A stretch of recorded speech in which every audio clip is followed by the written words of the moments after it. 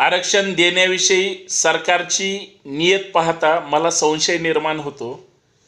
सरकार जर गंभीर असेल, मग मराठा आरक्षण असेल, धनगर आरक्षण असेल, आणि जातीनिहाय जनगणनेला RSSचा विरोध असेल, आणि जर माननीय मुख्यमंत्री फेब्रुवारीपर्यंत आरक्षणासाठी वेळ मागून घेत असेल, खरं तर वेळ लागणारच आहे, त्याच्यामुळे तो दिलाही पाहिजे.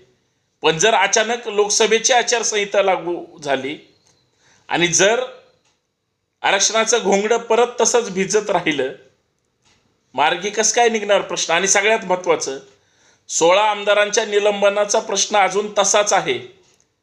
सर्वोच्च न्यायालयाने जानेवारीच्या पहिल्या आठवड्यापर्यंतच वेळ दिलेली आहे. त्याच्या आत सगळं मिटवायचं आहे.